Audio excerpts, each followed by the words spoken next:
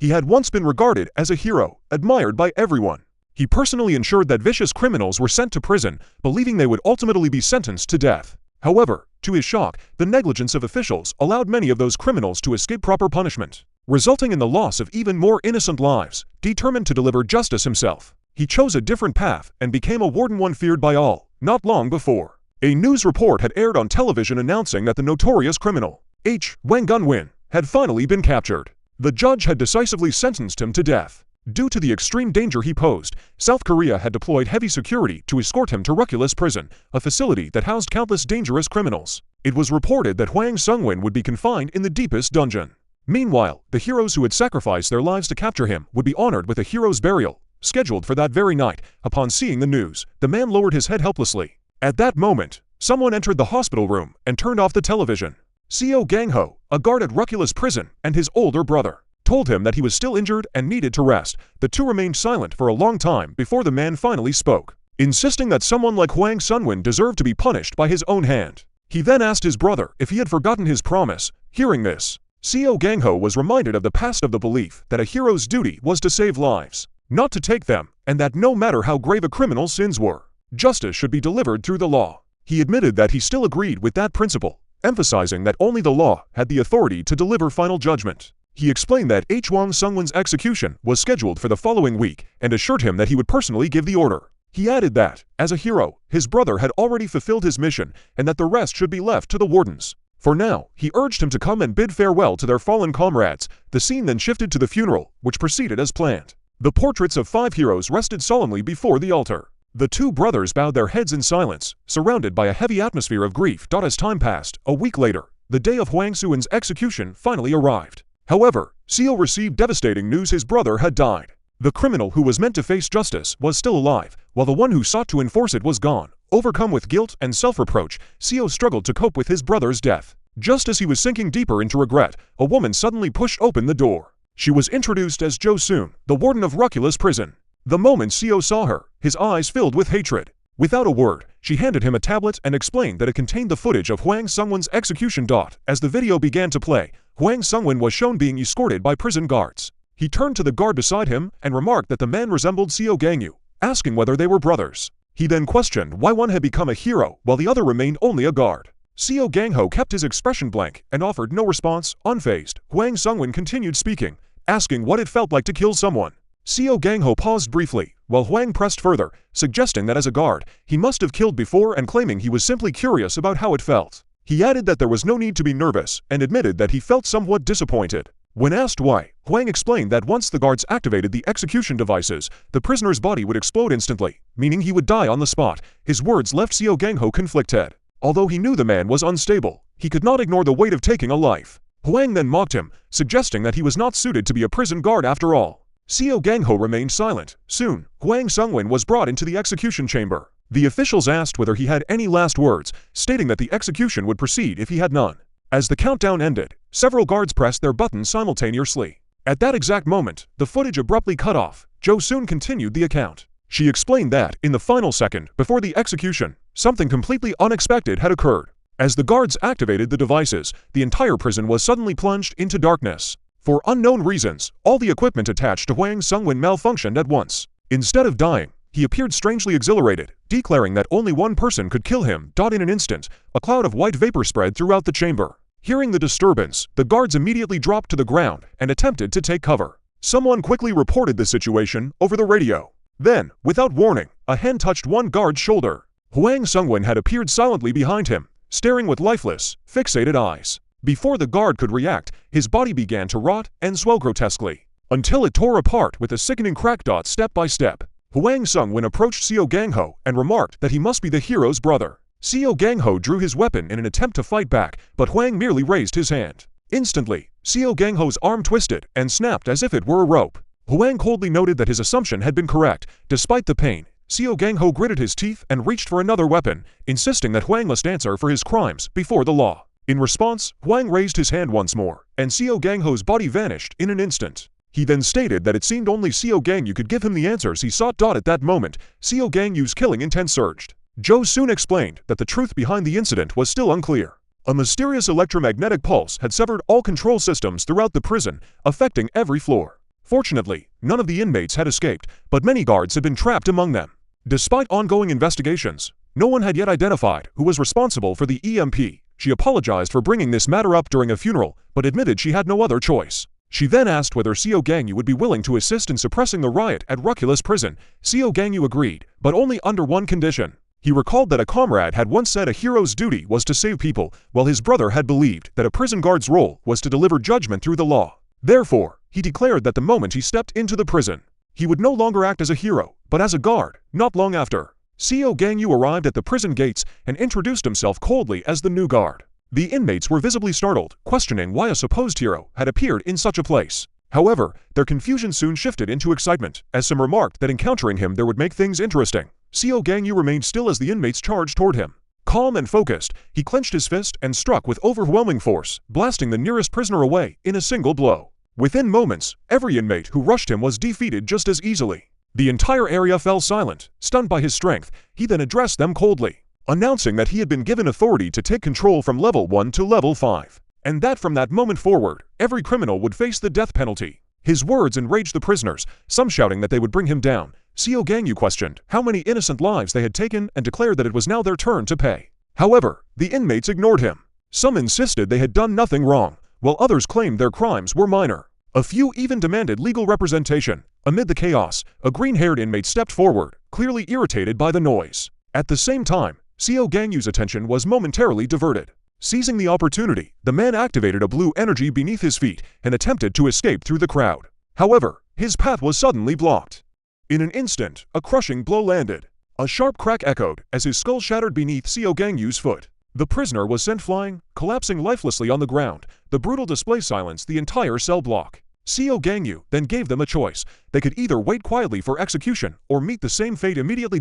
As the prisoners exchanged uneasy glances, one man stepped forward and declared that there was nothing to hesitate about. If death was inevitable, he argued, they might as well fight back. He added that Seo Gangyu, despite being a hero, held no real authority and was not invincible. He even claimed to have once helped defeat a level 2 hero. His words reignited the prisoners' confidence. As they began to rally together, convinced they could bring Seo down, unmoved, Seo Gangyu stated that he was not there to negotiate and that his offer had been their final chance for mercy. The scene then shifted. Outside the prison, Jo soon explained the structure of Ruculus prison. She described how inmates were categorized according to their threat levels. On the ground floor, over 300 prisoners were held, all known murderers. The first basement contained 100 inmates capable of endangering an entire city. The second basement housed 30 individuals who could threaten a metropolitan area. The third basement held 10 prisoners considered threats to national security. In the fourth basement, only 5 inmates remained, each possessing the power to destroy an entire continent. Finally, in the fifth and deepest level, there were just 3 prisoners, but each of them had the potential to destroy the world. Huang Sungwin was one of these individuals. She added that, although the prison was overcrowded, only a few inmates were expected to survive, as they were constantly engaged in deadly conflict among themselves. However, the first floor was an exception.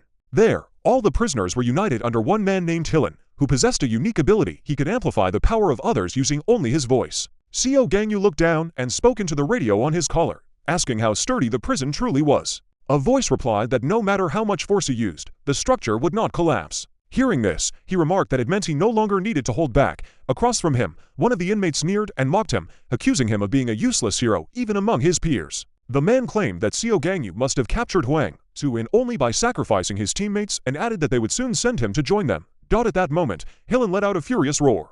His voice surged through the prison, amplifying the strength of every inmate. At his command, all the prisoners charged towards Seo Gangyu at once. In response, Seo Gangyu simply swung his arm through the air. A cross-shaped slash crackling with thunder tore through the crowd, and in an instant, lightning swept across the attackers. When the energy faded, more than half of the prisoners had already fallen. Without hesitation, Seo Gangyu gathered his strength again. He stomped the ground with such force that the remaining inmates were launched into the air. Outside the prison walls, the impact felt like an earthquake. As the prisoners began to fall back down, Seo Gangyu leapt upward to meet them mid-air. His hand transformed into a razor-sharp claw, and he attacked from a distance. Red, thread-like blades pierced through every remaining prisoner, cutting them cleanly in half. When their bodies struck the ground, the scene resembled a battlefield. Grim and lifeless, despite the carnage, Seo Gangyu showed no emotion.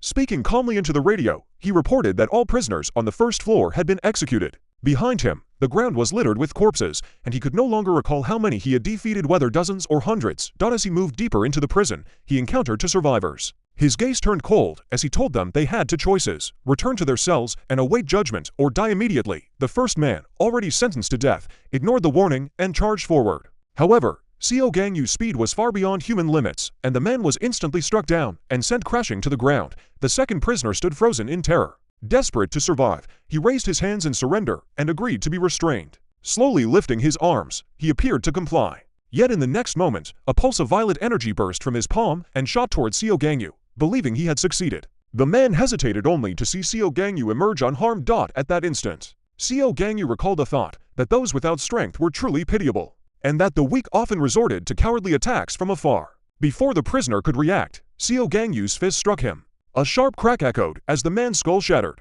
ending his life instantly. After eliminating the remaining threats, Seo Gangyu continued forward until he reached a solitary cell. From within, a voice greeted him, remarking that it had been 3 years since they had last met and welcoming him back. The prisoner introduced himself as Chuck Fielder, a man infamous for cannibalizing his own kind. He asked whether Seo Gangyu still remembered him and mocked the idea that he might have changed professions by now. Chuck Fielder taunted him further, wondering how his fallen comrades would react if they could see the two of them meeting again. This prompted a brief recollection of the day Chuck had been captured. At that time, Seo Gangyu had witnessed a horrifying scene from the shadows while Chuck provoked him, asking whether he felt the urge to kill him. As Seo Gangyu's anger rose, someone had once cautioned him to remain calm and not be provoked. Remembering this, he now faced Chuck Fielder in silence. Lightning began to crackle in his hand as he warned that silence would be taken as a choice of death. Chuck Fielder, however, continued speaking, asking whether Seo Gangyu knew why he had killed his victims. Without waiting for an answer, Seo Gangyu attacked, and in an instant, Chuck's body was torn apart. Yet even as he died, his voice seemed to linger, claiming that he had killed simply so his victims would remember him forever. He insisted that, in their final moments, they would think only of him and offered to show those memories. As he spoke, a figure began to form, but before it could fully appear, it was cut down. Seo Gangyu declared that he had no interest in such lies and threatened to silence him completely. Chuck Fielder remained unfazed, continuing to probe at Seo Gangyu's emotions by asking whether he remembered those who had died for him. Seo Gangyu responded coldly that people like Chuck were not worth remembering and were beneath contempt. Suddenly, an illusion appeared before him, a crowd of the dead calling out his name. Though momentarily caught off guard, Seo Gangyu quickly realized it was a trick and regained his composure. He dismissed it as a pathetic illusion and prepared to end the encounter. Chuck Fielder hesitated, visibly shaken. In the next moment, Seo Gangyu appeared behind him, his blade reflecting the man's terrified expression. Blood dripped from its edge as Seo Gangyu remarked that illusions could not deceive him. He added that he was no longer acting as a hero, but as a prison guard. Chuck Fielder responded by calling him a monster, comparing him to Hwang Sung-win. For a brief moment, something unreadable crossed Seo Gangyu's face. Meanwhile, elsewhere in the prison, Hwang Sung-win sat calmly in a corner. Beside him was an injured girl. Speaking aloud, he wondered when Seo Gangyu would come to find him or whether he should seek him out instead. Outside Ruculus prison, 3 individuals observed the situation in secret. One of them asked when their companion would make her move. The woman replied that someone had already begun acting, referring to Seo Gangyu as her dearest husband. Her statement confused the others, who pointed out that she was supposedly already married to Hwang Sung-win. They questioned whether she had initiated the EMP attack to save him and wondered why she considered Seo Gangyu special, as he appeared ordinary. The woman, however, insisted that they misunderstood. She claimed that Seo Gangyu had never revealed his true strength. When the others reminded her that she would eventually have to choose between the two men, noting that polygamy was illegal, she seemed momentarily troubled. Nevertheless, she admitted that what truly mattered to her was who would survive, believing that only the last one standing would be her destined partner. Back inside the prison, a female guard named Lezenf expressed her astonishment at Seo Gangyu's strength, praising him for clearing an entire floor so quickly. She advised him to rest before proceeding further, warning that the deeper levels contained far more dangerous enemies. However, Seo Gangyu refused her suggestion and ordered her to open the door and take him deeper into the prison immediately. After a brief hesitation, she agreed, but requested one thing in return. She informed him that there were still guards below who were sending distress signals and needed help. Seo Gangyu asked through his radio how many communication signals were still active below the first floor. The female guard replied that she did not know the exact number, but she was certain there were survivors, as a signal from the 5th basement was still functioning. Meanwhile, on a lower level, a guard stood before a surveillance screen, desperately calling for help. Without a sound, Hwang Sung-win appeared behind him. Raising his hand, he caused the guard's body to decay instantly, just like the others before him. He toyed with the lives within the prison like a madman, seemingly intent on letting those above witness the inevitable destruction. Back upstairs, Seo Gangyu agreed to the female guard's request. Together, they quickly reached the entrance to the next level. She warned him once more that the prisoners below were far more dangerous than those above and urged him to be cautious. As the heavy door slid open, a wave of danger seemed to rush out toward them. Immediately, a group of inmates hurled makeshift weapons at Seo Gangyu, and attacks rained down from every direction. The female guard watched anxiously, fearing for his safety. Suddenly, a clawed prisoner appeared beside her and mocked her concern, saying she should worry about herself instead. He seized her by the throat and lifted her into the air, expressing his hatred for guards like her. He taunted Seo Gangyu, claiming he had captured the woman and demanding that Seo kneel and beg. However, when the man glanced back, he saw only a field of corpses and rivers of blood. The sight left him frozen in shock. In the next instant, Seo Gangyu appeared above him and struck him down with a merciless blow. When he landed, even the ground trembled. Seo Gangyu then instructed the female guard not to follow him any further, warning that the danger ahead was beyond her capabilities. Overwhelmed by his presence, she hesitantly agreed. Before leaving, she informed him that Tomoki had been captured and was being held on the first basement level. Seo Gangyu gave no response and proceeded alone. The scene then shifted to the solitary cells on the first basement level. A group of prisoners discussed the tremors they had felt earlier until a woman interrupted them. It was Tomoki, a former teammate of Seo Gangyu from his days as a hero. When asked whether she believed Seo would succeed, Tomoki dismissed the idea, stating that she had tried to stop him, but he had refused to listen. She claimed that villains often lost because they lacked intelligence. A burly prisoner approached her threateningly and asked whether she wanted to be dealt with immediately. Tomoki responded with a sneer, questioning whether he had ever fought a true superhuman.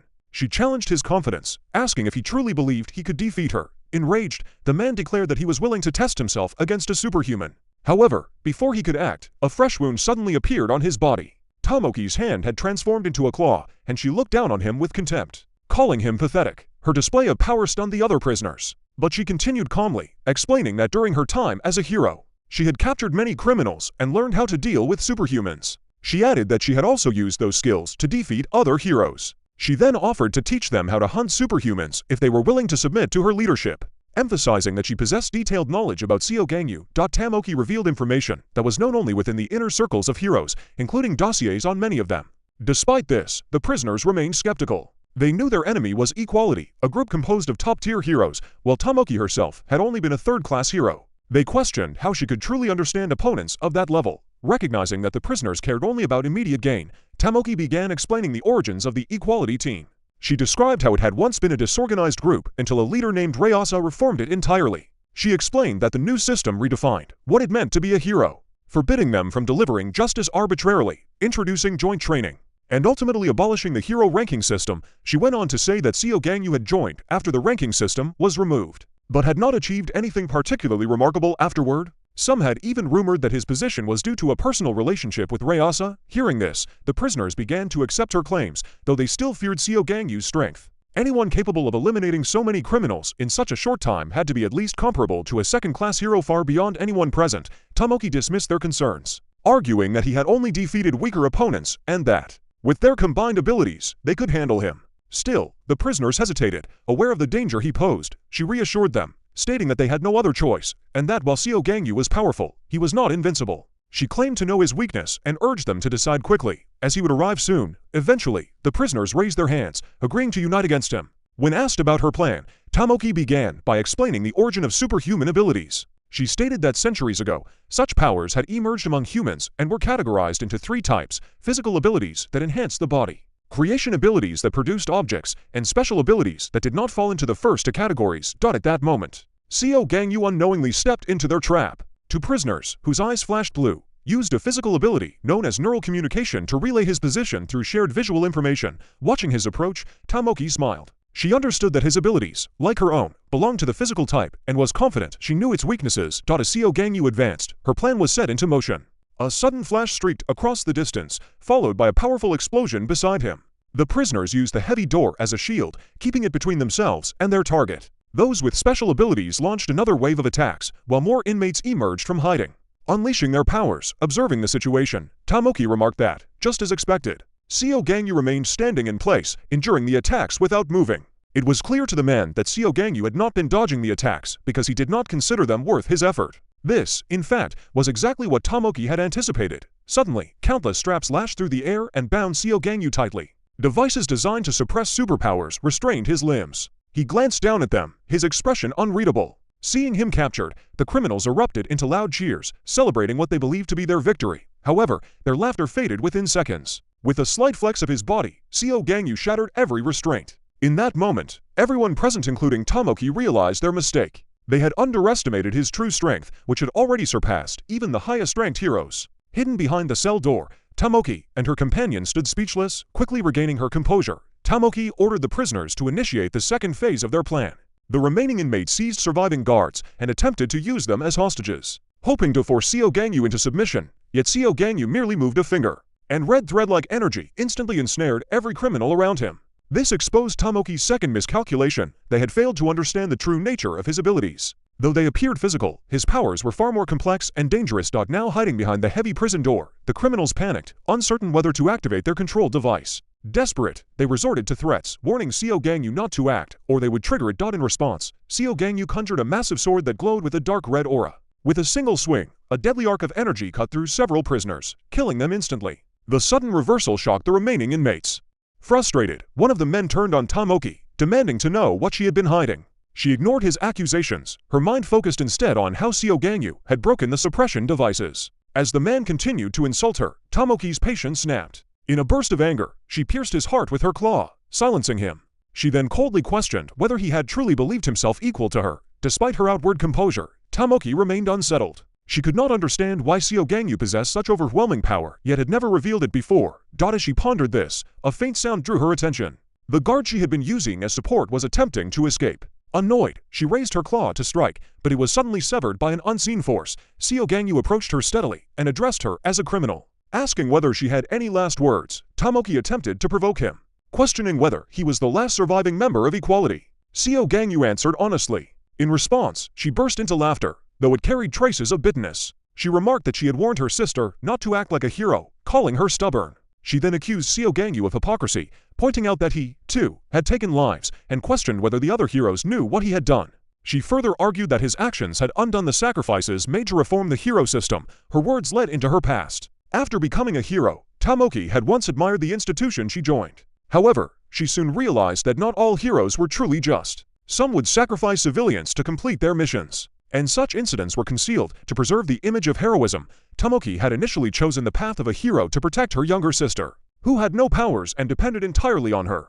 Yet, as she gained recognition, her mindset changed. Instead of pride, she developed a sense of superiority. During one mission, she accidentally killed a criminal. That moment marked a turning point. Rather than remorse, she felt an unfamiliar thrill, as though she had discovered her true nature. From then on, she descended into violence, killing indiscriminately criminals, civilians, and even fellow heroes. The more she killed, the more detached she became from her original purpose. One night, her erratic behavior led her sister to follow her in secret. As a result, her sister witnessed her committing murder. When Tomoki realized she was being watched, she was already too far gone.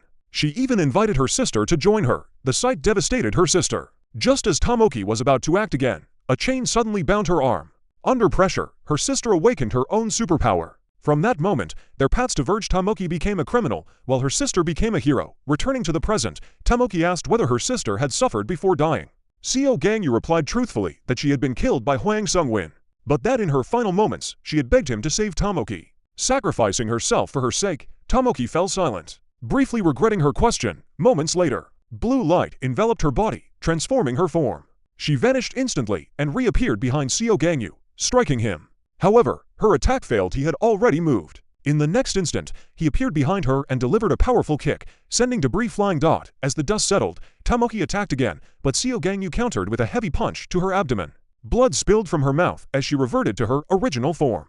He told her that, despite her crimes, he did not wish to kill the family of someone he once knew. Those words gave her a fleeting sense of hope. She pleaded for her life, reminding him that he had once been a hero and had made promises. Seo Gangyu, however, looked at her coldly and stated that he was no longer acting as a hero, but as a prison guard. He asked whether begging for one's life felt familiar, pointing out that her victims had done the same before they died. At that moment, a massive tremor shook the entire prison. While most were terrified, Hwang Sung-win appeared excited, eager to break free and confront Seo Gangyu. However, as he prepared to act, an unseen force repelled him. An ancient voice then echoed, asking whether he was bored and offering to play with him. The speaker was Kingston, an inmate held in the deepest level of the prison. The guards monitoring the situation were alarmed at the possibility of a clash between the two. However, one female guard appeared intrigued, remarking that when two powerful beings fought, someone would inevitably fall. She secretly hoped Kingston would win, as he was easier to control than Hwang Sung-win. Kingston addressed Hwang Sung-win calmly, asking if he wished to spar. Huang declined, showing no interest. Despite this, Kingston expressed his desire to engage. The narrative then revealed Kingston's past. He was the first prisoner ever held in Ruculus and its oldest inmate. Unlike others, he had only taken 3 lives, the strongest criminal of his time, and 2 of the greatest heroes. Seeking to prove his strength, he had defeated them all before surrendering himself to the authorities. Though considered extremely dangerous, he had spent decades on death row without execution, now appearing as a gentle old man. Kingston assured Huang that he had no intention of killing him. Huang responded by raising his hand, causing nearby corpses to levitate and compress into spheres of blood. He then agreed to make the encounter interesting and launched the spheres toward Kingston. Kingston did not dodge. Moving slowly but precisely, he deflected each attack, sending the blood spheres crashing into the walls, where they burst and splattered the room. He remarked that Huang's abilities seemed more complex than simple telekinesis. Huang, however, expressed boredom, stating that defeating an old man held no appeal. In response, Kingston stomped the ground, cracking the floor and shaking the entire prison. He criticized Huang's arrogance, likening him to someone who believed himself the strongest, without understanding the world. Within an instant, Kingston closed the distance and struck. The resulting impact created a massive shockwave and tore a hole through the supposedly indestructible wall. Yet, when the smoke cleared, Huang stood completely unharmed. The guards watching the monitors were stunned. A breach at that level meant the most dangerous prisoners could escape at any moment. Huang's expression shifted into a grin, intrigued by the situation. As he considered whether to follow Kingston, a voice interrupted him, suggesting that speaking with them might be more interesting. Huang admitted he did not recognize the speaker, who replied that understanding would come through conversation. Meanwhile, Xiao Gangyu reached the door to the next level and reported that the first basement had been cleared, requesting access. Only Static answered him.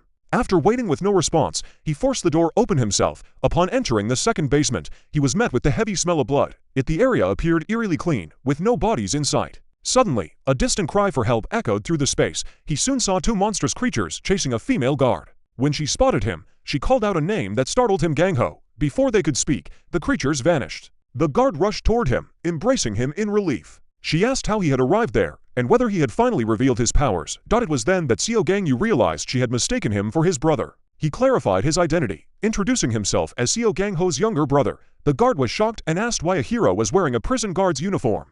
He replied that the situation was too dangerous and urged her to leave. Instead, she smiled and introduced herself as his sister-in-law, explaining that she was in a relationship with his brother. This revelation surprised him, as he had only known of a girlfriend, not a marriage. She admitted that, within the prison, she was already carrying Xiao Gangho's child. Stunned, Xiao Gangyu questioned her claim, but she assured him it was true, though still early in the pregnancy. She promised to explain everything once the crisis involving Huang Sungwin was resolved. When she asked about his role, he explained that he had been appointed as a special guard and was currently acting as the executioner within the prison. Concerned, she questioned why he had taken such a position. In response, Xiao Gangyu recounted the events that had led him there. From his expression, she realized the fate of Xiao Gangho without needing a direct answer. Despite the danger, she refused to leave, insisting that her ability could help him. She explained that she could read the memories of objects she touched, allowing her to distinguish true criminals from others. She further revealed that on the second basement level, 2 sisters possessed a summoning ability that allowed them to create creatures capable of turning victims into puppets. According to her, many individuals on that floor, including some guards, had already fallen under their control. Although Xiao Gangyu was aware of such abilities, he initially insisted that she leave. However, she argued that without her power, he would not be able to identify who had been turned into puppets. When he questioned whether those under control were effectively dead, she clarified that they were still alive and could return to normal if the puppet state was broken. Hong Jia spoke firmly, insisting that the sisters would not spare any guards under any circumstances. She declared that, before being a mother, she was a guard, and her duty was to protect the prison. Xiao Gangyu fell silent. Without further explanation, he raised his hand, and several red threads gently wrapped around Hong Jia, lifting her into the air and keeping her suspended safely. He briefly assured her that it was his ability, and that it would protect her from harm. Without elaborating, he moved forward. Soon, they encountered a group of radiant, halo-like puppets. Hong Jia explained that these were creations of one of the sisters, and that many of them had once been guards. When Xiao Gangyu asked about the real guards, she activated her psychometry and quickly identified the last 2 puppets as the ones they were searching for, relaying their positions to him. As she prepared to analyze further, Xiao Gangyu abruptly cut off her vision and hearing. He knew that, to subdue the enemies quickly, he could not afford hesitation. At that moment, he made no distinction between guards and criminals. He unleashed his power. Countless red threads shot forward, binding the identified targets. The remaining puppets surged toward him, attacking in unison.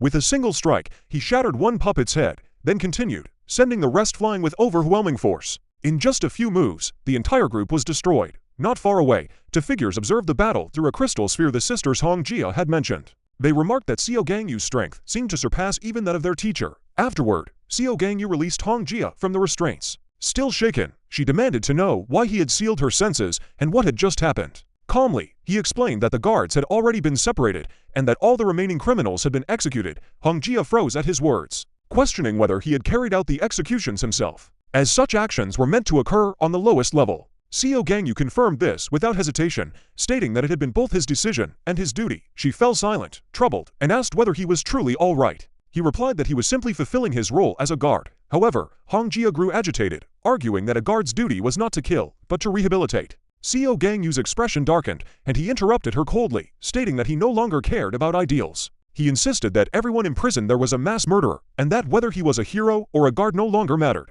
What he regretted, he said, was not realizing sooner that such people could not be saved. Hong Jia, her voice trembling, argued that they were still human. In response, Xiao Gangyu questioned whether individuals responsible for countless deaths deserved to be called human at all. He pointed out that each of them had already been sentenced to death and asked whether it truly mattered who carried out the punishment. He further challenged her, asking if she had ever considered the suffering of the victims, rather than the stories of the criminals. When Hong Jia tried to argue again, Xiao Gangyu warned her that if she continued to oppose him, he would send her back to safety. He stated that he intended to handle things in his own way. The two continued forward in silence until another group of puppets blocked their path. When Xiao Gangyu asked whether any of them were guards, Hong Jia quickly identified the last three. Xiao Gangyu immediately prepared to fight. As Hong Jia muttered that Xiao Gangho would be heartbroken if he saw this, a dangerous light flashed in Xiao Gangyu's eyes. Distracted by the mention of his brother, he was nearly struck by an incoming attack. Just as a blade was about to pierce him, it suddenly shattered. Hong Jia's earlier words echoed in his mind, and his expression twisted with rage. Power surged violently through his body, and in that moment, he seemed to transform into something monstrous. All the emotions he had suppressed erupted at once. Dark energy spheres materialized behind him, and at his command, they launched toward the puppets, obliterating them. Blood rained down as the battle ended in an instant. From a distance, unseen observers commented on his growing strength. As Xiao Gangyu finished eliminating the puppets, only the final three guard puppets remained. At that moment, a tremendous crash echoed through the area. The two sisters appeared before him, accompanied by a massive beast looming behind them. They expressed surprise that he had come alone. Upon seeing Hong Jia, they immediately questioned why she had not sought them out, claiming she should already have been dead. Xiao Gangyu interrupted them and demanded that they release their power and restore the guards to normal. He added that, if they cooperated, he would allow them to leave without suffering. The sisters, however, pleaded for a chance to live, arguing that he already knew how their fate would end. They claimed that while other criminals had merely been restrained, they themselves had no room to negotiate. One of them remarked that Xiao Gangyu felt different from before, describing him as something closer to a bloodthirsty beast and warning that he would ultimately fall into ruin. Xiao Gangyu responded by preparing to fight, stating that they would see who would fall first. The sisters attempted to bargain, offering to release their power if he promised to spare them, but he refused immediately. Hong Jia tried to intervene, urging them not to provoke him and suggesting that surrender might still offer a way out. One of the sisters rejected this, claiming she had not committed crimes deserving death and refusing to accept the offer. Xiao Gangyu showed no sympathy, stating that he had already warned Hong Jia that negotiation would not work. He reiterated that he did not bargain with criminals and would make them suffer for their actions. As Hong Jia continued to plead, Xiao Gangyu once again sealed her senses. At the same time, he activated his power, lifting the sisters into the air and binding them tightly. The more they struggled, the tighter the restraints became. Watching them, Xiao Gangyu recalled methods of torment he had once been taught. Though he had never expected to use them, the sisters cried out, insisting that they were human, not monsters, merely individuals with special abilities. As they spoke, a strange light flickered around them, and in an instant, they vanished, replaced by two unfamiliar criminals. Xiao Gangyu's gaze turned cold, and without hesitation, he eliminated the new figures. Yet the sisters' voices still echoed, questioning why they were treated differently from others. Moments later, more puppets appeared, but Xiao Gangyu destroyed them effortlessly, his movements too fast to follow. One of the sisters watched in disbelief as her creations were wiped out instantly. Meanwhile, the massive beast continued attacking the prison walls. Realizing the situation, one sister began chanting a spell, forming a glowing magic circle that quickly expanded. Soon, numerous portals appeared, and grotesque creatures emerged from them. She declared that this was the power of a summoner. Before she could finish, Xiao Gangyu struck, destroying the creatures with overwhelming force. His attacks tore through them effortlessly, clearing the battlefield within moments. With the monsters gone, he advanced toward the sisters. Seeing their creations destroyed yet again, one of them anxiously asked how much longer it would take to break through the wall. The other replied that it would take 10 more minutes, determined to buy time. one of the sisters prepared a forbidden summoning. However, before she could complete it, a violent crash shook the area. The ceiling split open, sending debris falling around them. As the dust settled, Xiao Gangyu appeared before them. He declared that their plan was over and demanded that they release their power immediately, warning that he would otherwise show them true despair. Yet the sisters were too stunned to focus on him. They stared at the massive hole he had created, questioning how powerful he truly was. Xiao Gangyu, his expression filled with killing intent, repeated his demand. When they refused, one of the sisters raised her hands, summoning multiple magic circles above them. From these circles, angelic figures began to emerge. But before they could act, Xiao Gangyu struck. A single attack cleaved through the air, and as he landed, the summoned beings were already reduced to fragments. The sisters stood frozen in shock. Still unwilling to give up, one of them created yet another magic circle, this time designed to seize control of the guards' minds. Within moments, a ring of guards gathered protectively around the sisters. They warned Xiao Gangyu that if he refused to let them leave, the guards would die because of him, and that if he did not release his power, his own sister-in-law would be killed by his hand. Before Xiao Gangyu could respond, a scream echoed through the room. It became clear that one of the sisters had already fallen under his control. He stated coldly that they now had only one choice, otherwise, her sister would suffer a slow and agonizing death. To emphasize his point, he briefly released his control, allowing the pain to overwhelm her. The resulting cries left the other sister shaken. Realizing there was no other option, the remaining sister fell to her knees and agreed to release her power. She asked only for a moment to speak with Hongjia. Xiao Gangyu, his patience limited, ordered her to break the spell immediately and warned her not to make him repeat himself. The scene shifted as the sisters faced one another and dispelled their magic. One by one, the guards regained consciousness, disoriented and confused. As the prisoners also returned to their senses, Xiao Gangyu executed them without hesitation. His action stunned the sisters and left the rescued guards in disbelief. When they tried to approach him for answers, he waved them away, warning them that the area was still dangerous and ordering them to leave. The sisters reminded him that they had fulfilled their part of the agreement and demanded that he keep his promise. Xiao Gangyu acknowledged their compliance and stated that he would allow them to see Hongjia, but not in that location, as it was unsafe for her.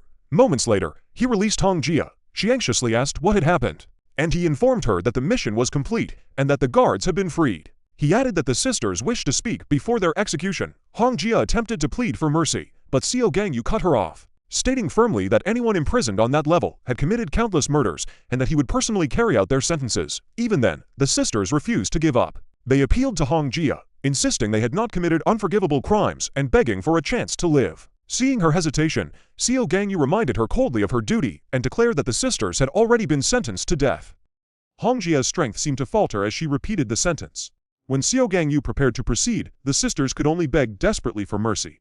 At that moment, a thunderous crash interrupted everything. As the smoke cleared, a tall figure appeared between them. It was their teacher, someone Xiao Gangyu also recognized from the past. The man greeted Xiao Gangyu calmly, asking whether something had happened.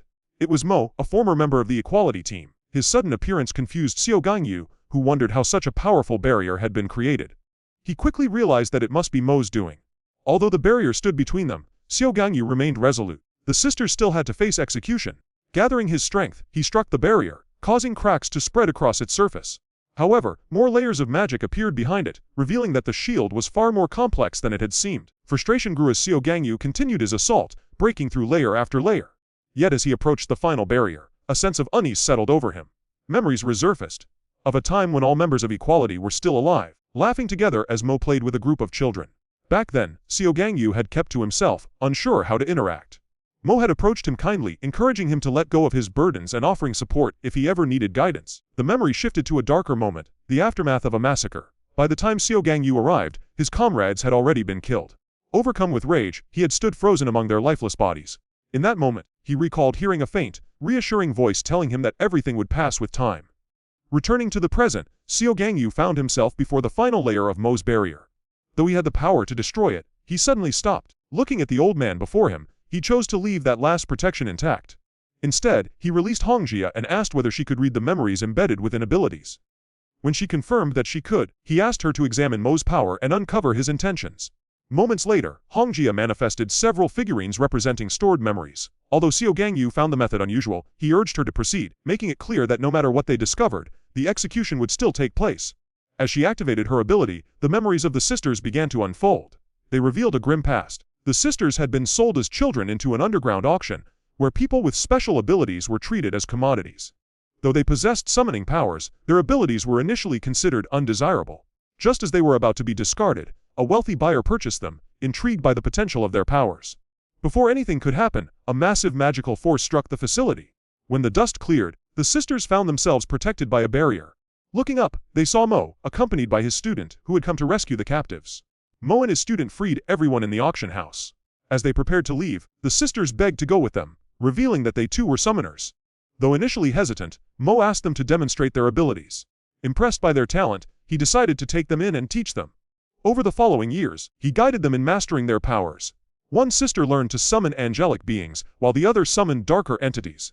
He encouraged them to expand their imagination, believing it was the key to their growth. When he asked about their aspirations, their answers surprised him, influenced by their mother's final words, that good people go to heaven and bad people go to hell.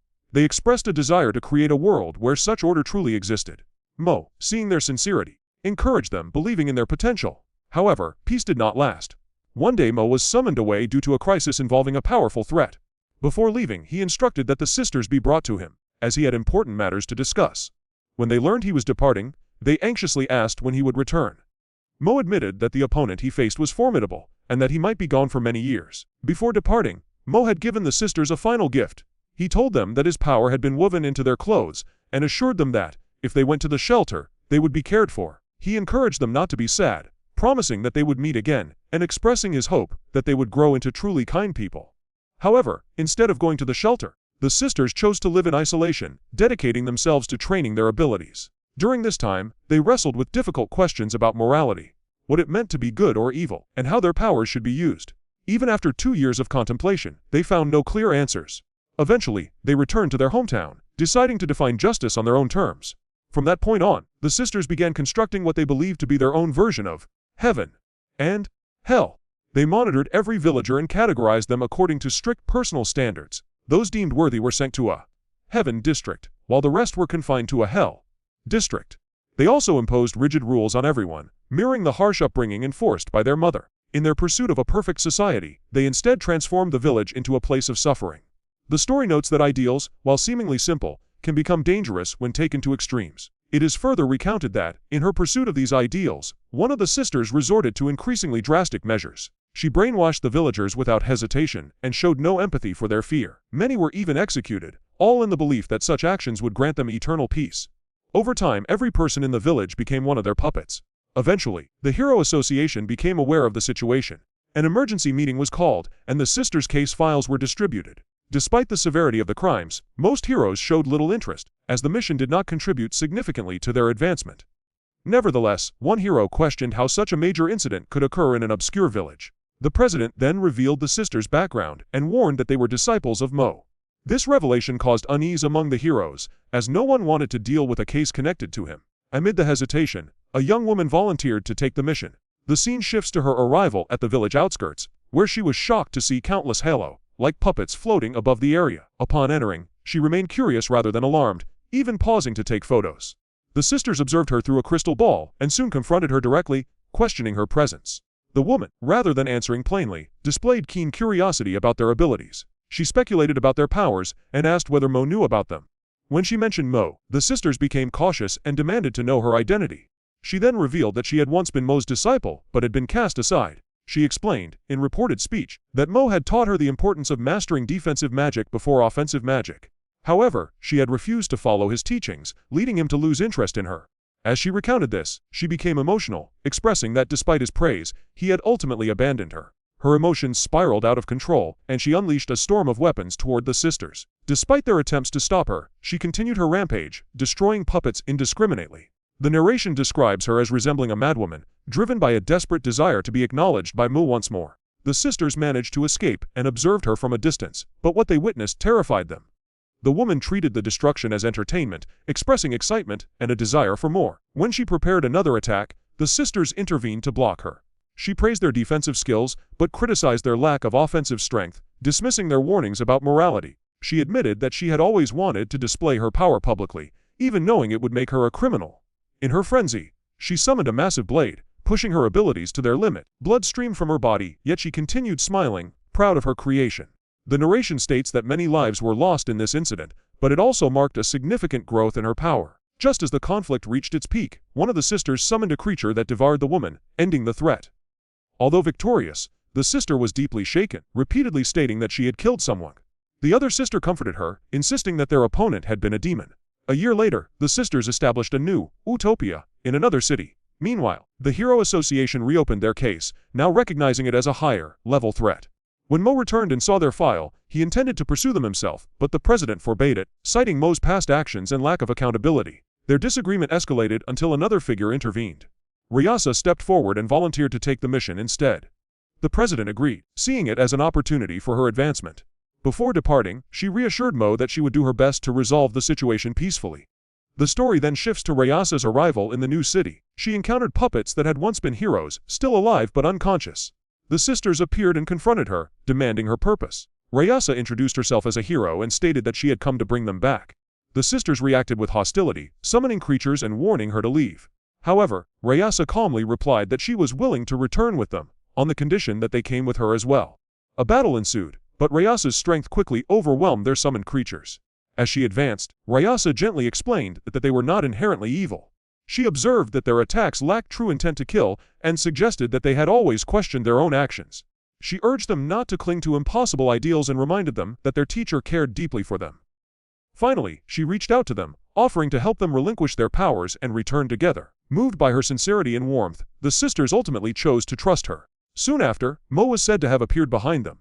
The moment the sisters saw him, they reportedly threw themselves into his arms, revealing that they possessed a special power which their mother had strictly forbidden them to disclose.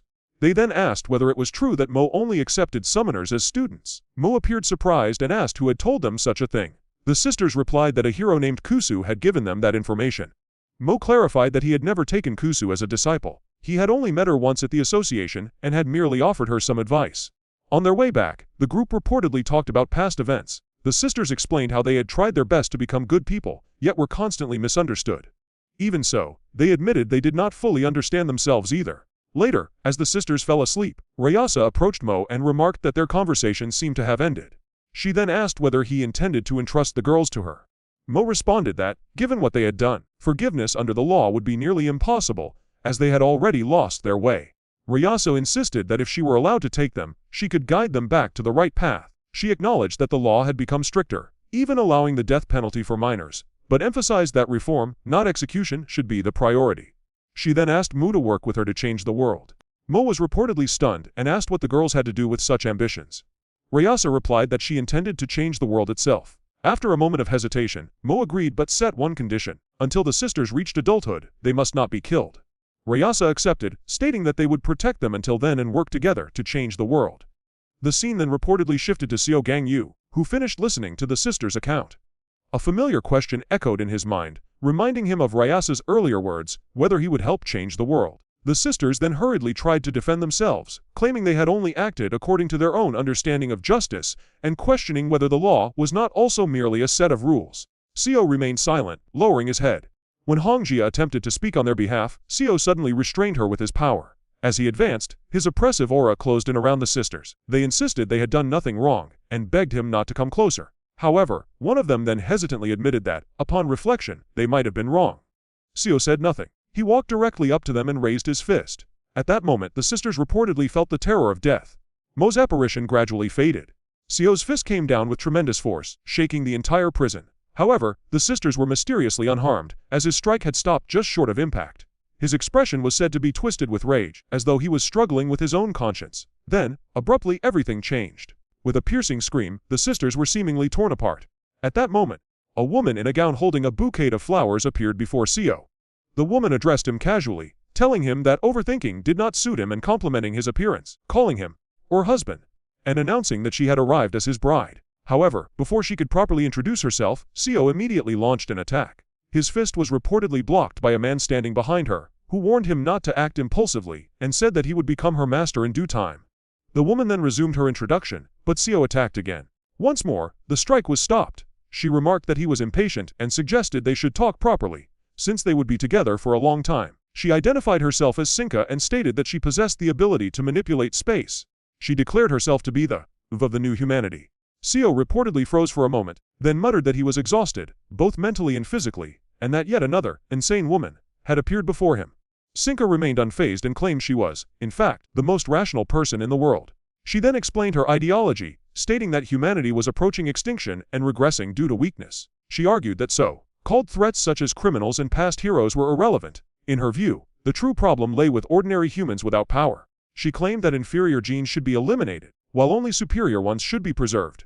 According to her theory, past heroic figures had already defied natural selection and were now extinct, while Seo himself possessed ideal genetic traits. She even suggested that he already enjoyed hunting the weak. She then revealed her plan to build a new world called Alpha World, where only the strong would survive. She stated that those willing to cooperate could join, but emphasized that the creation of this new world would inevitably involve bloodshed.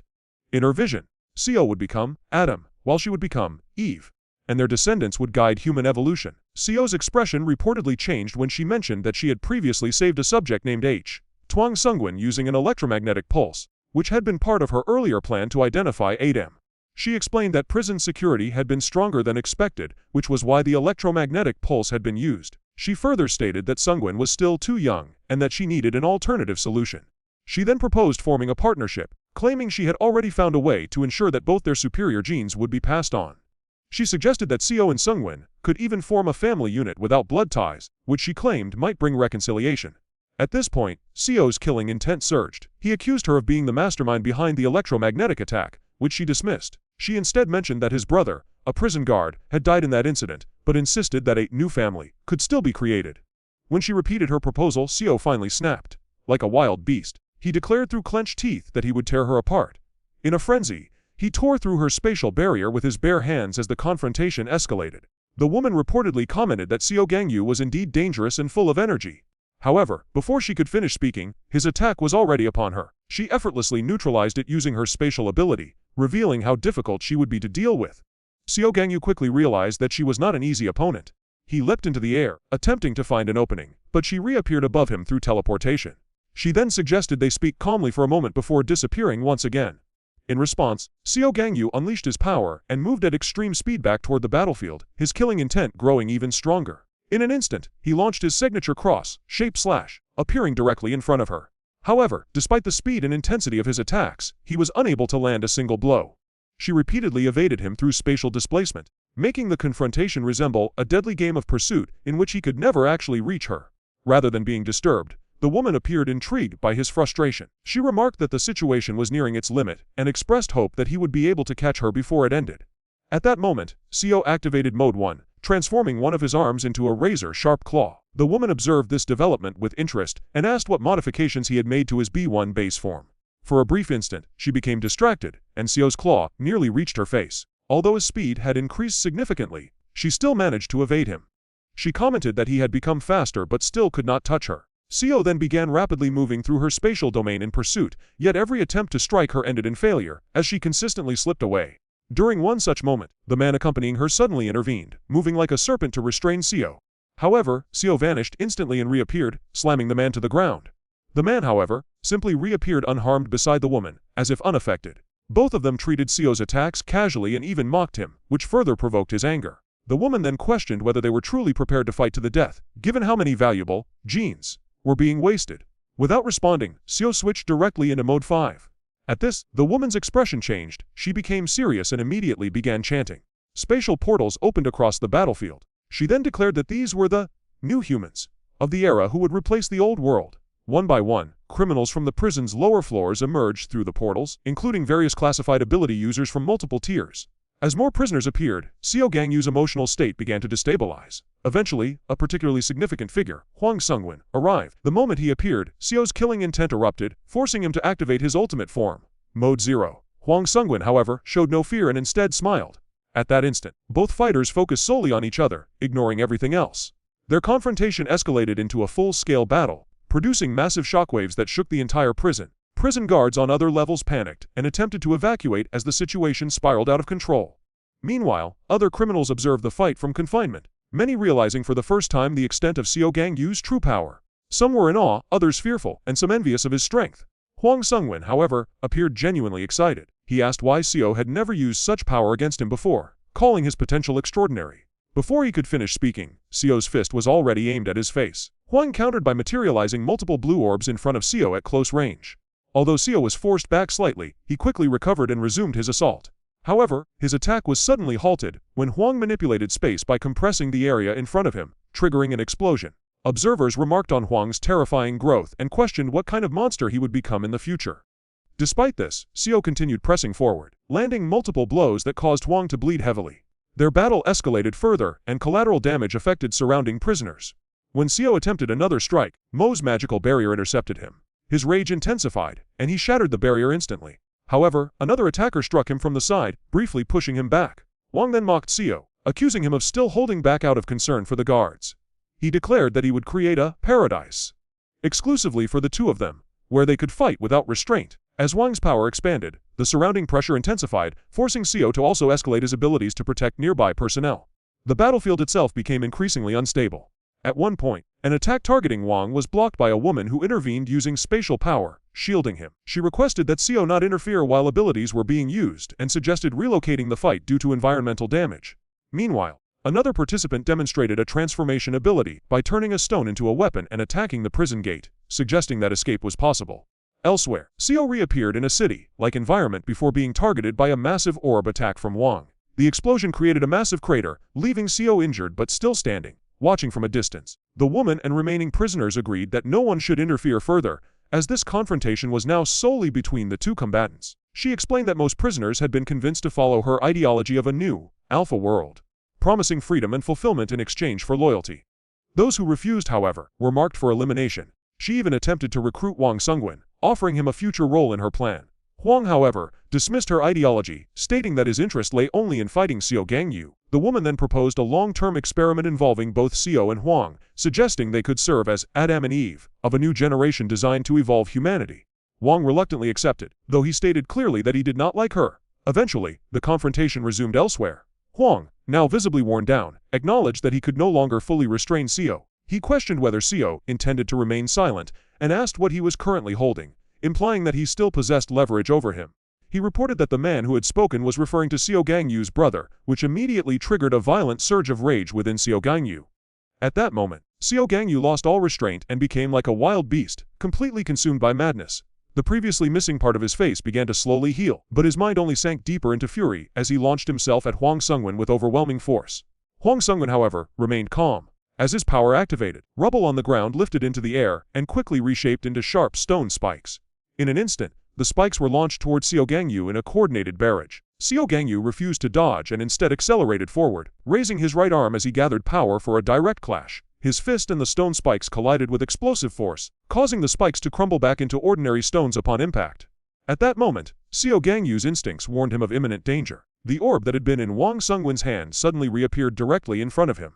As Xiao Gangyu attempted to strike, the orb abruptly changed direction.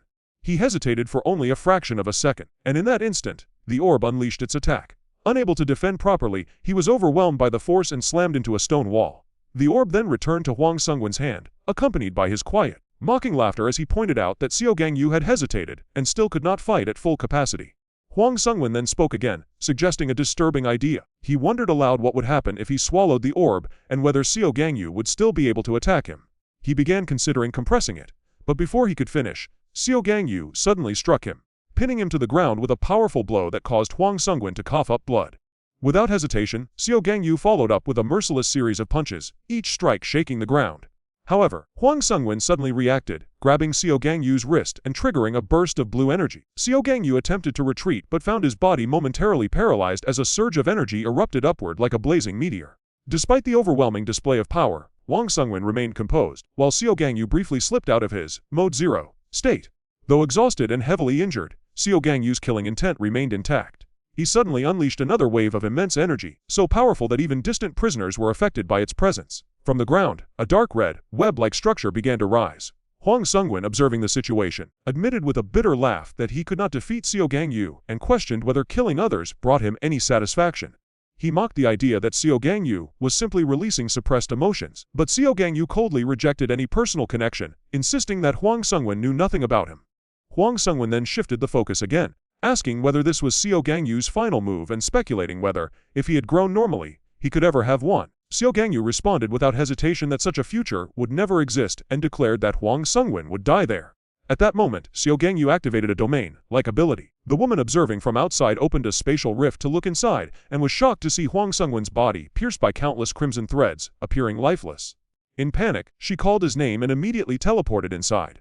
Another figure, Terapir, examined Huang Sungwen and noted that even in such a condition, his vital points had been instinctively protected, describing his survival instincts as abnormal. After stabilizing him, Terapir observed that Xiao Gangyu's power had left a dangerous imprint and even cut off his own arm to avoid contamination, which regenerated immediately afterward. When asked what should be done with Xiao Gangyu, some suggested killing him outright, but the woman insisted on speaking with him first.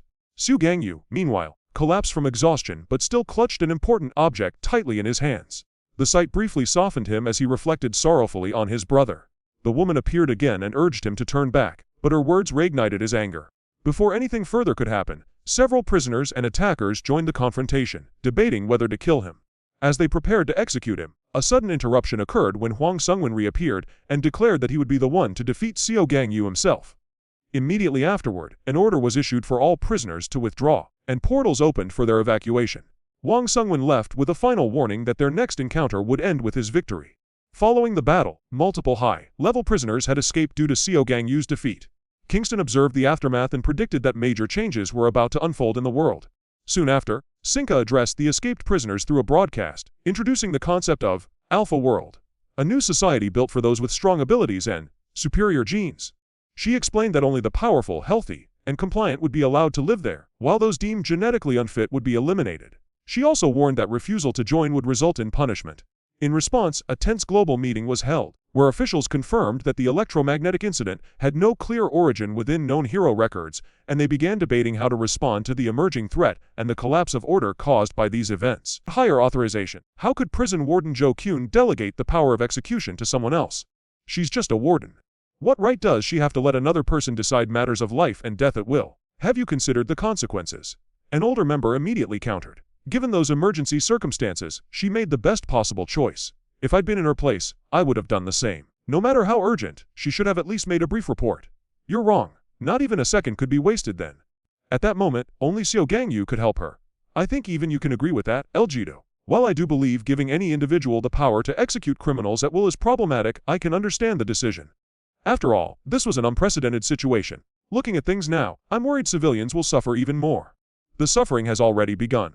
Ever since that broadcast, public order has collapsed. What we need to figure out now is whether this is war or just a prison break. No sooner had he finished than someone slammed their fist on the table. I warned you long ago. These people had to die. Your delays in carrying out executions led to this mess. If this had happened when I was chairman, they would have been put to death already. Unbelievable. You let captured criminals live and it only causes more problems. Ever since Ryasa became chairman, this world has been going downhill. Immediately, a member of the Harmony Party shot back. When you were chairman, even the heroes under you were mentally unstable. Just look at what Rios has done. People who could have been heroes ended up as criminals. You're all lost in your fantasies of an ideal world, blind to reality. At that moment, an authoritative voice cut through the argument. Have you not argued enough? If Ryasa were here, I'd like to hear what she'd say. The room fell silent at once. A moment later, a man got into his car, complaining to his secretary about what had just happened. Ever since Ryasa became chairman, the attitudes of the WSC members have changed completely. The Harmony Party, Fire Department, Defense Ministry, and the head of the Hero Association all advocate peace. While only the World Party and the police support strict punishment, the only neutral party left is the Justice Ministry. Even the president lanes toward Rios' camp. Right now, the position of Hero Association chairman is vacant. If we install the right person, we can restore balance. That's why I want to choose Xiao Gangyu. He may be close to Ryasa, but he's changed now. Meanwhile, in his unconscious state, Xiao Gangyu found himself trapped in memories he had long avoided. When he first joined the Equality Organization, he too had asked everyone the same question. When I first joined, I had the same thoughts as you. You'll find your own answers in the Equality Organization. You want me to kill someone with my own hands? Don't be ridiculous. If being a hero means having to kill, I'd rather not be a hero at all. My little sister is a prisoner. She made mistakes, but I believe she deserves a chance at redemption. That's a good question. So, let's look at it from another angle. Why must heroes kill criminals? Is it because they no longer have any value alive, or because they've forfeited their right to be human? A hero's duty isn't to kill criminals, but to save them. From this moment on, let's save the world together. Xiao Gangyu's heart was in turmoil. Why did everyone leave before giving me an answer? A prison guard's job is to reform criminals. I'm not against the death penalty, but as a guard, before they die, I have to make them understand their crimes. The law judges people, and we are the ones who carry out the sentence. That's why we always say a few words before the execution. At that moment, a red rain began to fall in Xiao Gangyu's inner world. Huang Sunengwen appeared as well, holding a part of his brother's body. This feeling, isn't it interesting to you too? So much has happened, and everyone is still saying such hopeless things. You should listen to your own heart. In the next instance, Seo Gangyu jolted awake, gasping for breath as if he hadn't yet escaped his nightmare. Just then, a woman's voice rang out. You're finally awake, Seo Gangyu, are you alright? When Seo saw who it was, surprise flashed across his face. I'm sorry. I should have helped you, but because the warden hid the truth, I couldn't get there in time. Seo Gangyu replied calmly. It's fine. Even if you had been there, you couldn't have helped me. I heard about your mission in the prison. Did you really execute those criminals? Seo Gangyu was silent for a moment, anger surging within him. I should have killed them all, but I couldn't do it. Lepus, did you come to persuade me not to kill? If so, you can leave. I'm no longer a hero. Lepus was stunned, quickly, trying to explain her true intentions. We need to reorganize the team and choose a new leader for the Equality Organization. For now, I'm acting as the association's chair. It was reported that several members immediately. Lepus attempted to persuade him again, but an elderly voice interrupted her. Udari, the former chairman of the Hero Association, stated that Seo Gangyu had been right. He explained that he had originally come to discuss Seo Gangyu becoming chairman, but now there was nothing left to say. He wished him a swift recovery and suggested that they simply wait and observe how events unfolded.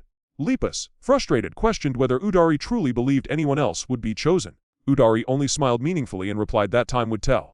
Later, Udari returned to his car, reflecting that everyone was trying to form alliances and connections. He predicted that more factions would soon approach Seo Gangyu, since many organizations had become overly dependent on powerful individuals. He also anticipated that the WSC would soon debate not only Seo Gangyu's authority over executions but also whether he should be granted execution power at all. Under current law, Udari noted, Seo Gangyu's actions would not hold up in court. The scene then shifted to a WSC meeting, where debate quickly escalated. One member argued that, if the law was clear, the warden of Rukulus prison should be punished. Another countered that the situation had been exceptional and that they would have acted similarly. Accusations followed, with one side blaming idealism for the crisis and another condemning the previous leadership for instability and failed hero policies. The discussion became increasingly heated until an authoritative voice demanded silence and questioned what Ryasa would have decided, instantly quieting the room.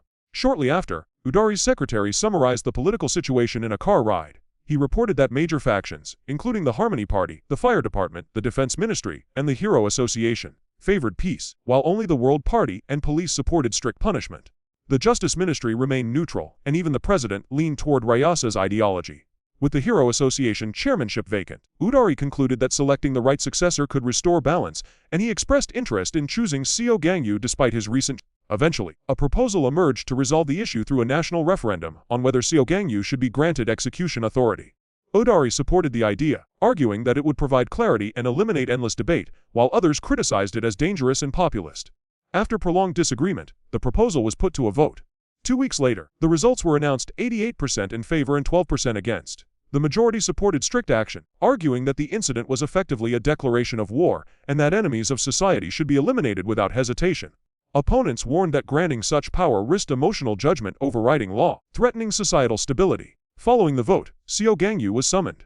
In a private meeting, he stated that he would respect the decision and carry it out himself. When asked 3 questions by Bezit about what he would have done if the vote had failed, Ryasa's hypothetical decision, and his future as a hero, he responded that he would have eliminated all opposition and surrendered, that Ryasa's decision should be asked of her directly, and that he was uncertain about his future. Soon after, a special law was announced publicly. Seo Gangyu was authorized to execute all criminals related to the Rukulus prison incident. While political leaders expressed satisfaction, unknown observers, including Sinka and her group, monitored the broadcast closely and remarked that their own phase of action was beginning. Shortly thereafter, strange phenomena began appearing worldwide: glowing rings in the sky, floating envelopes, and green magical circles triggering mysterious attacks.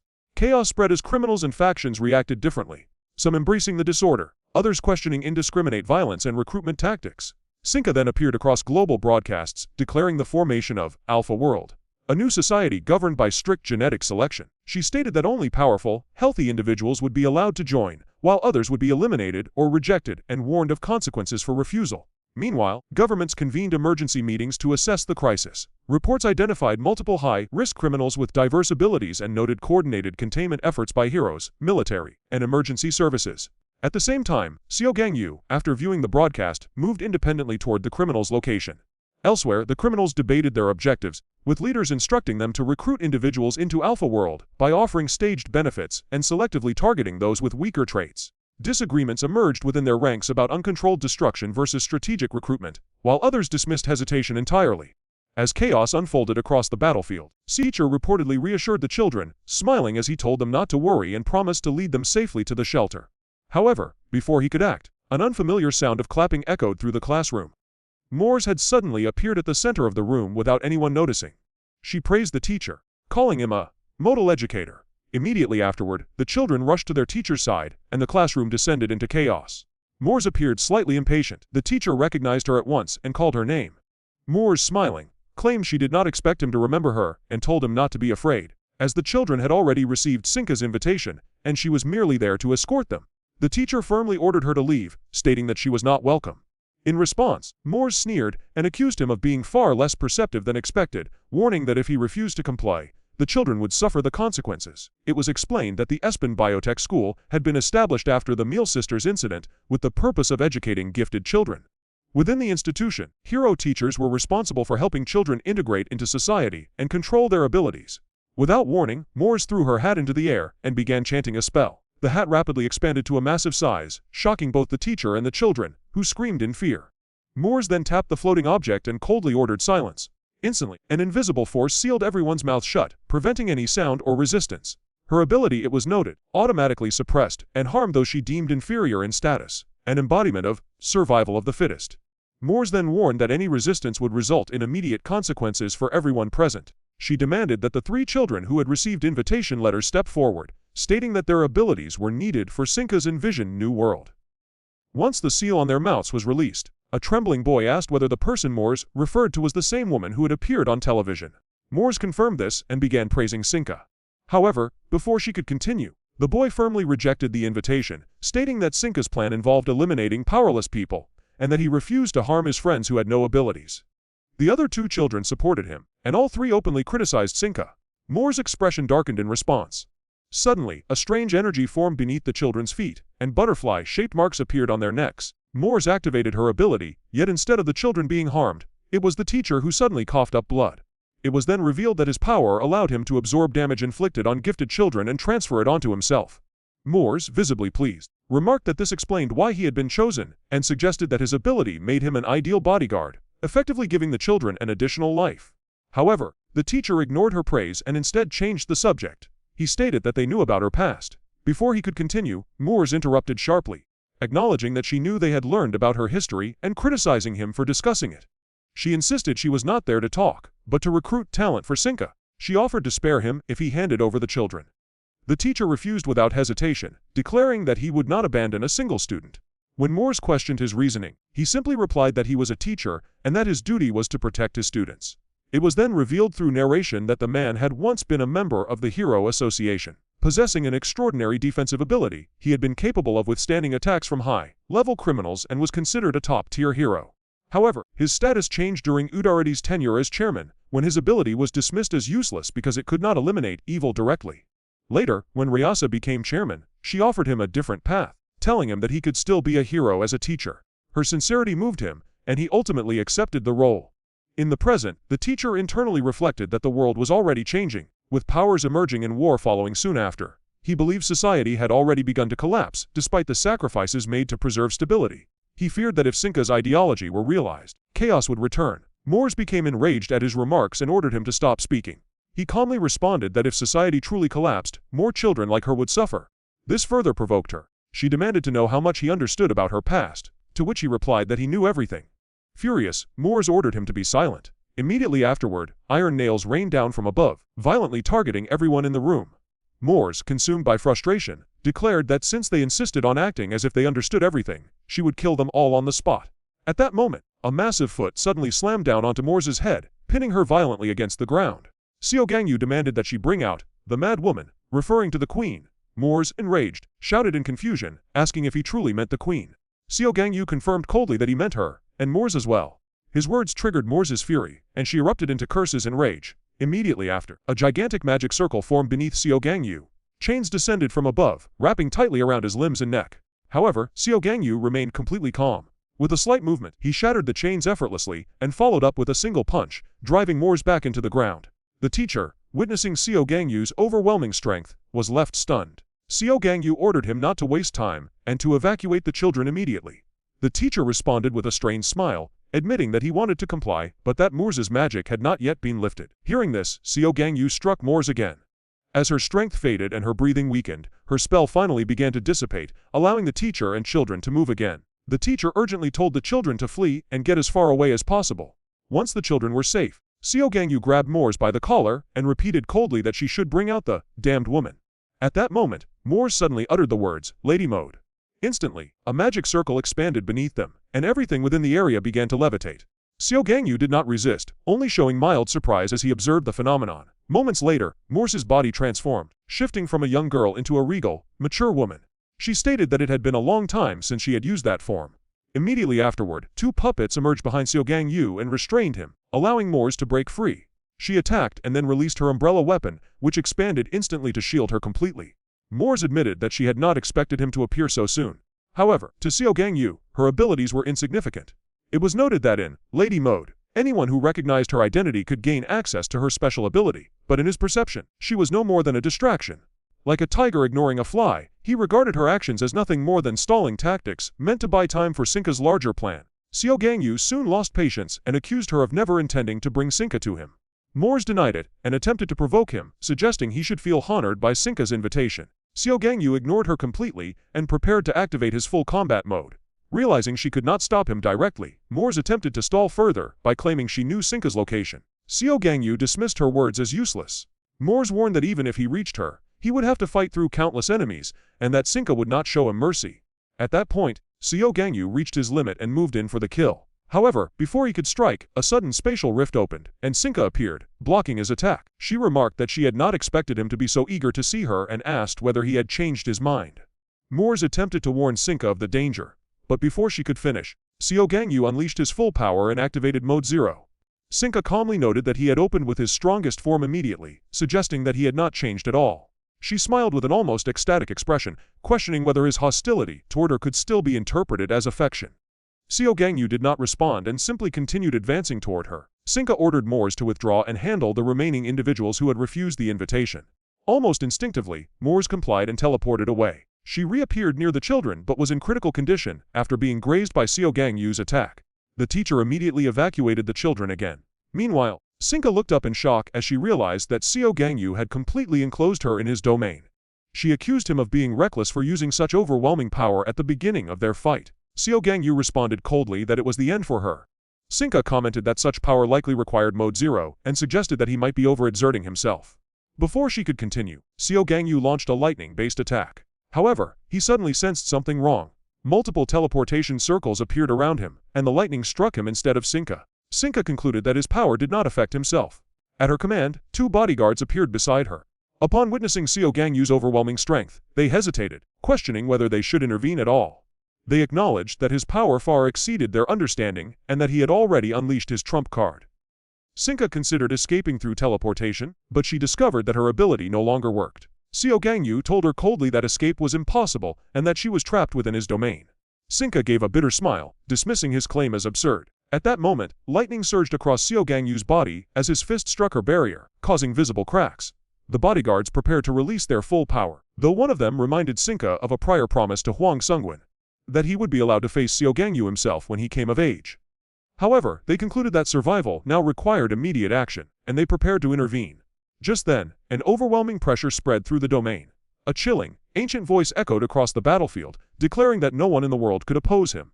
Not dozens, hundreds, or even thousands. It claimed that nothing could threaten him, because no one dared stand against him. The old man reportedly declared that anyone who stood against him was, in effect, standing against the entire world, adding that this was the true meaning of unmatched power. He then turned to Xiao Gangyu and asked whether he did not wish to become the one and only who stood above all others. Xiao Gangyu reportedly fell silent in response. The old man continued, stating that while Xiao Gangyu was strong, he was far from invincible, and insisted that he could help him reach that level. At this point, Sinka interrupted, angrily questioning who the old man was and where he had come from. Before she could finish, the old man's fist was already raised near her face, stopping just short of impact. He coldly remarked that when a man was speaking, little girls should not interrupt. Sinka attempted to retort but suddenly realized blood was flowing from her nose. Her anger intensified, and she swore that she would kill him. The old man merely sneered and remarked that she had truly lost control. Unable to restrain herself, Sinka launched a full counterattack. She unleashed her ability, summoning clusters of blue orbs that immediately surged toward the old man. She insulted him, calling him a decrepit old man who should stop pretending to be superior. However, in an instant, the old man appeared behind her. He acknowledged her strength, stating that her ability was impressive, and that she might even rival the white-haired boy, Xiao Gangyu. However, he added that both of them shared the same fatal weakness. Without warning, he struck. The force of his punch was described as overwhelming, like a mountain crashing down, sending Sinka flying. In midair, she coughed up blood repeatedly, clearly injured and humiliated. The old man then stated that although they were strong in ability, they relied too heavily on their powers and had neglected physical training. He declared that he would now demonstrate true strength. At that moment, teleportation circles began forming around him. Suddenly, another figure, referred to as God, appeared and launched a surprise attack. The old man blocked it with one hand in disdain, but God followed up with a powerful kick, sending him flying. The old man, however, responded calmly, noting that while the subordinates were well trained, they were still lacking something essential. From a distance, Xiao Gangyu observed the entire battle in silence. The old man's sudden appearance had initially surprised him, but after watching carefully, he reportedly made a decision he would temporarily cooperate with the old man against Sinka.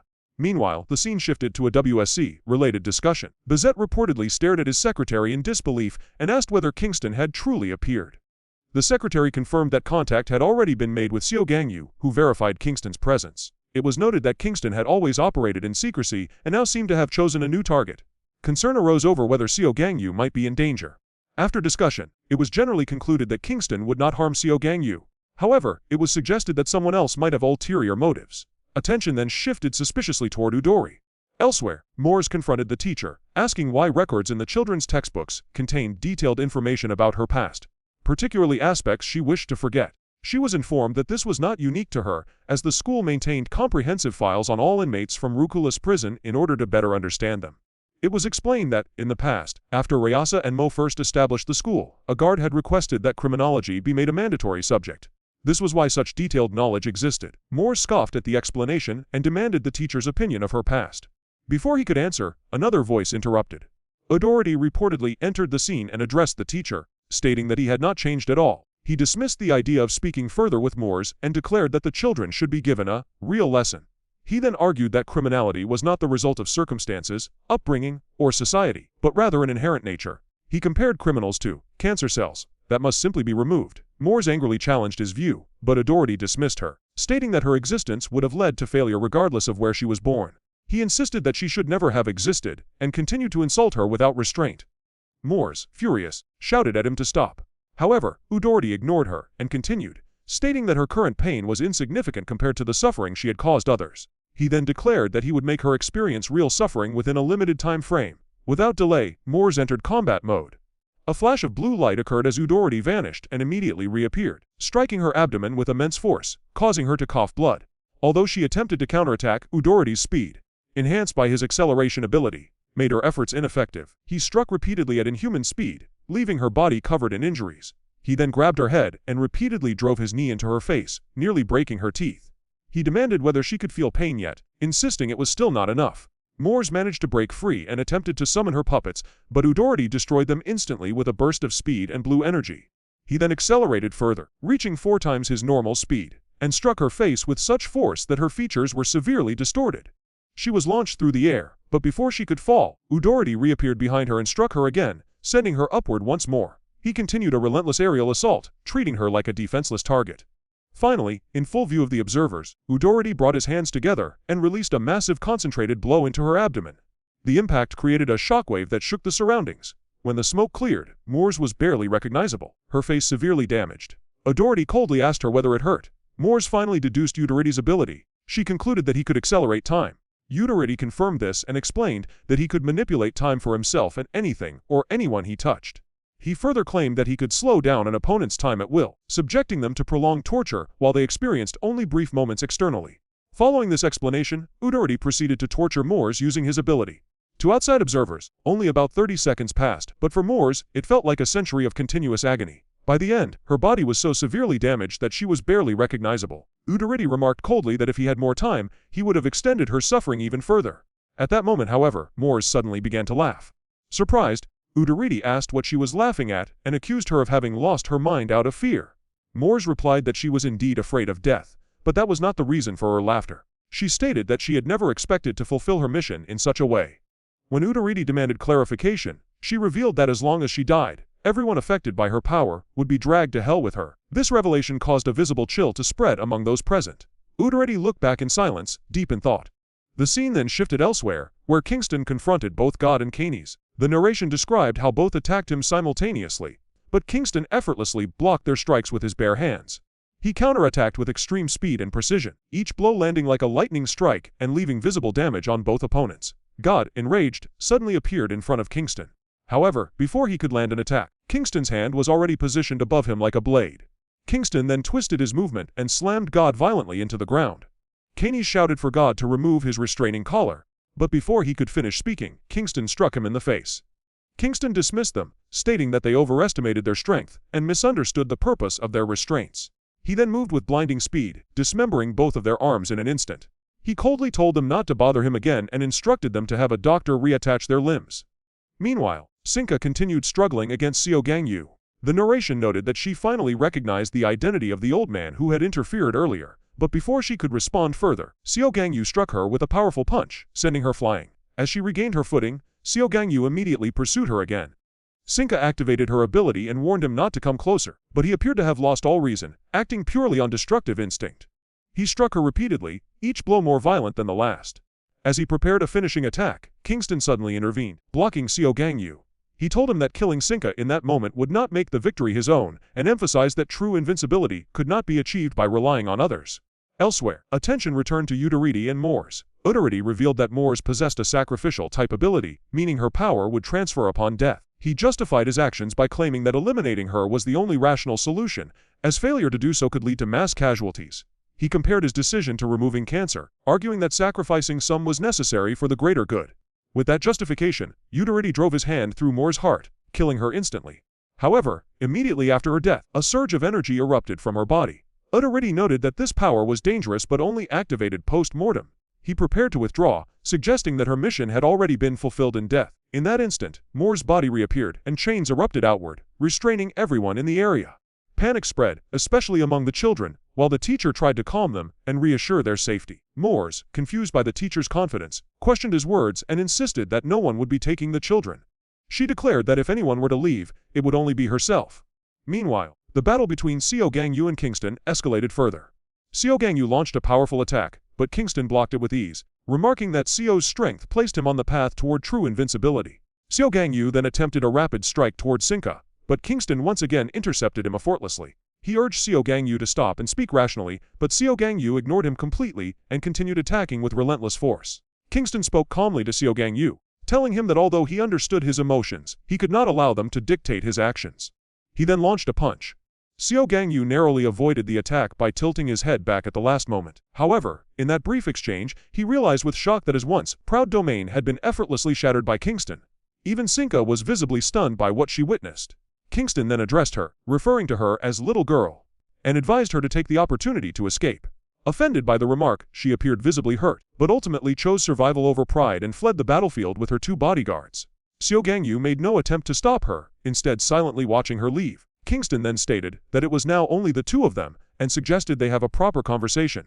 However, Xiao Gangyu appeared to have lost control of himself and immediately charged at him like a madman. Kingston, in contrast, only smiled calmly as if he had already seen through everything and raised his guard without concern. The scene then shifted into a strange, isolated mental space where a teacher began speaking. He explained that Xiao Gangyu might not understand his perspective because his ability was purely defensive. Initially, he had not even appreciated his own power, but after speaking with Ryasa, he realized that his ability was essential for protecting society. From that moment on, he dedicated himself fully to shielding children from harm. When asked why he did all of this, the teacher simply replied that he was a teacher, and his duty was to protect children.